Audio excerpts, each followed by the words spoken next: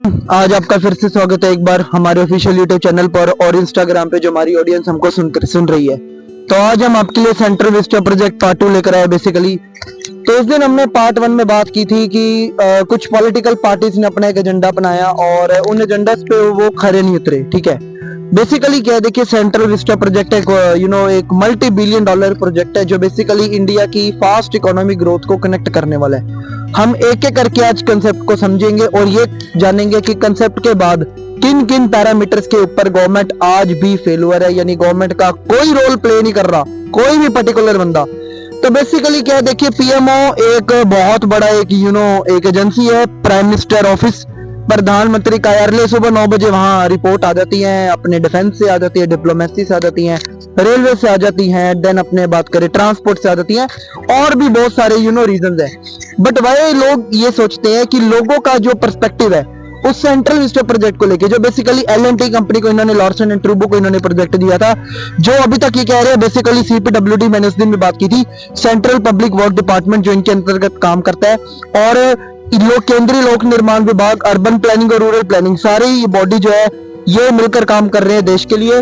पर देश की जो विकासशील गति है, जो इकोनॉमी है बेसिकली, मैं आपको बताऊं वो कहां गई।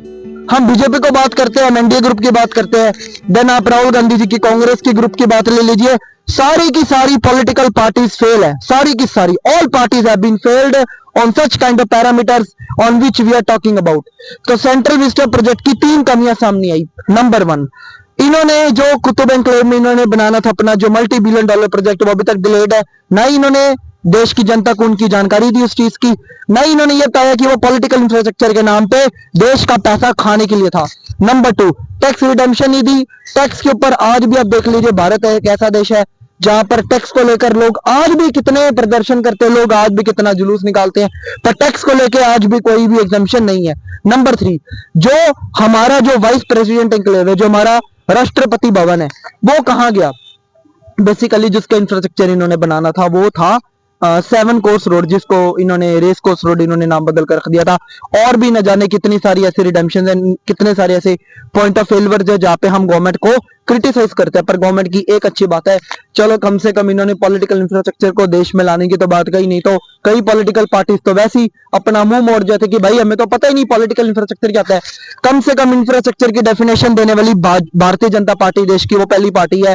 कांग्रेस पार्टी अभी तक उस लेवल पे आई नहीं है, टाइम लगेगा, बट लेट अस सी वो कब तक आती है। पार्ट 3 में इस पार्ट को और कॉम्प्लेक्स से जानेंगे और ये देखेंगे कि सेंट्रल विस्टा प्रोजेक्ट के क्या क्या मल्टी फेलियर्स और रहे। Thank you so much, God bless you all.